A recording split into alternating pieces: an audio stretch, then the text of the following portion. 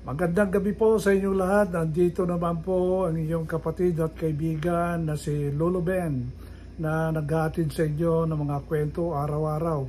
Medyo nawala ako ng 2 araw dahil meron akong ginawa dito sa bahay at saka meron din akong mga appointments na minute dito sa lugar ko. So, ang balita ko ngayon ay wala namang importante dahil nababasa nyo naman sa periodiko o napapakinggan nyo sa radyo yung mga nangyayari sa politika at saka yung mga balita kung ano nangyari sa nakalipas na mga araw. Ang pinaka-importante po dito ay yung pag-aproba at pagpirma ng ating presidente yung national budget natin sa next year, 2025. At medyo lumaki po ng kaunti at yun na nga, maraming nagre-reklamo dahil mas marami yung pupunta sa ayuda doon sa mga tamad at walang trabaho. So ganyan po ang concentration ngayon ng gobyerno natin. Ang binibigyan ngayon ng tulong itong mga tamad at yung mga nagko-contribute sa PhilHealth, baka mabigyan ng last priority yan dahil hindi nila dinagdagan yung budget para sa PhilHealth. Pero masyadong controversial po yung PhilHealth dahil malaki po yung reserve nila, malaki ang pera, pero ang problema, pag nangangailangan ng tao, pahirapan po ang pagkuha ng suporta galing sa PhilHealth. Yun talaga ang sistema dito sa gobyerno. Ang hirap. Ngayon yung mga Quadcom at saka good governance na committee hearing sa Congress, natapos na.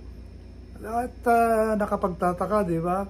At ngayon, sabi nila, yung impeachment, nag-file ng 2 impeachment at ni BP Sara Duterte, ngayon meron daw susunod pa na pangatlong impeachment. Pero alam niyo wala na puro circus na itong nangyayari sa atin at puro problema at hindi natutugunan yung talagang problema ng bansa natin.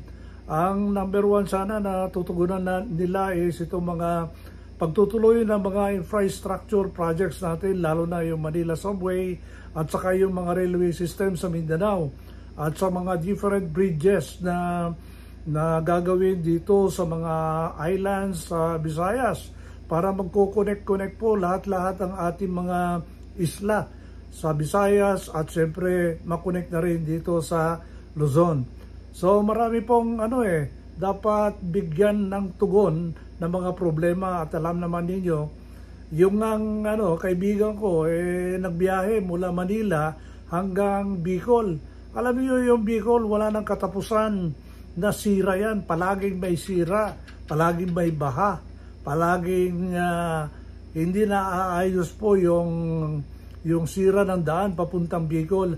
Alam niyo mula nung ako'y active pa nung 1995 kasi naging commander ako ng isang intelligence group at nag-operate ng tao ko doon sa Bicol. Nag2 linggo kami doon. First time kong pumunta rito doon sa Bicol at yung daan doon bako-bako. Nung ako'y retired, bumalik ako doon para magkaroon ng race event kasi race director ako ng Mayon 360 doon noong 2000. Ganun pa rin po yung daan, lubak-lubak. Ngayon, 3 years ago, pagkatapos ng COVID, pumunta ako doon. Ganun pa rin. Yung daan, lubak-lubak pa rin. Palagay ko, wala nang pag-asa itong daan natin na papunta sa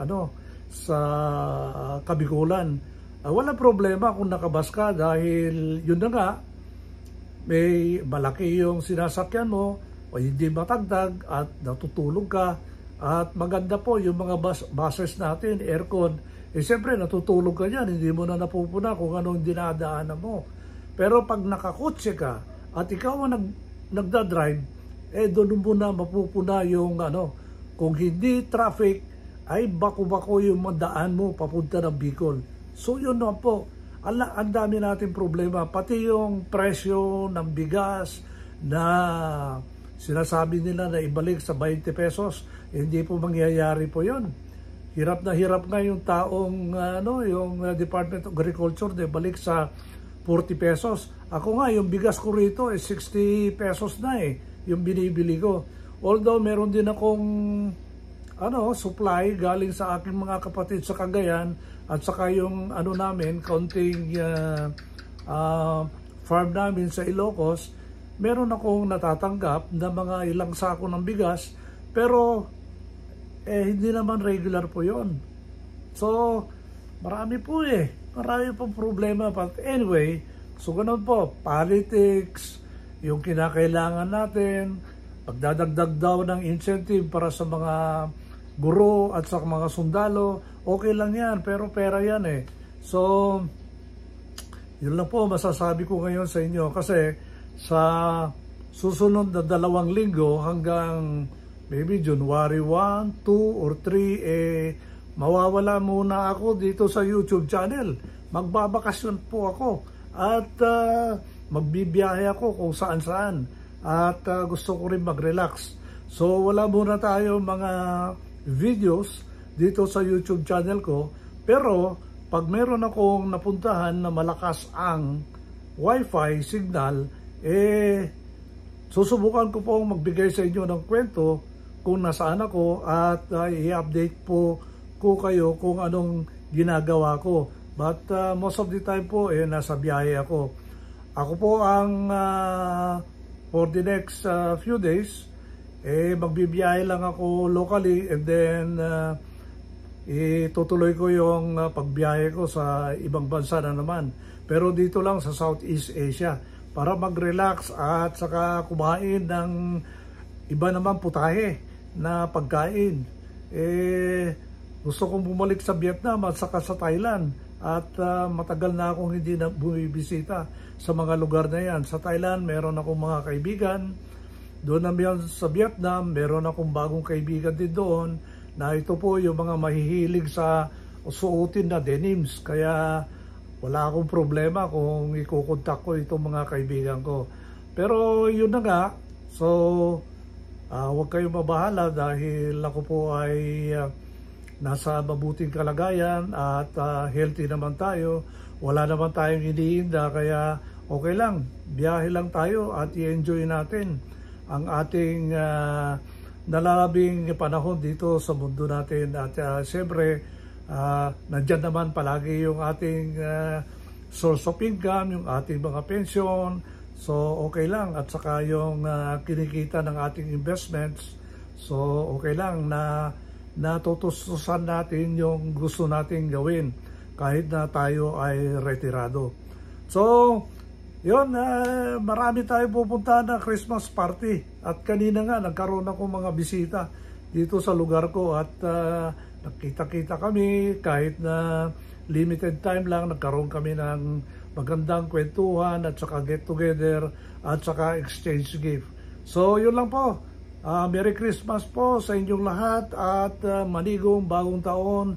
Sana maganda itong susunod natin na taon, which is 2025. Yun lang po. Salamat at magandang gabi po sa inyong lahat. Bye!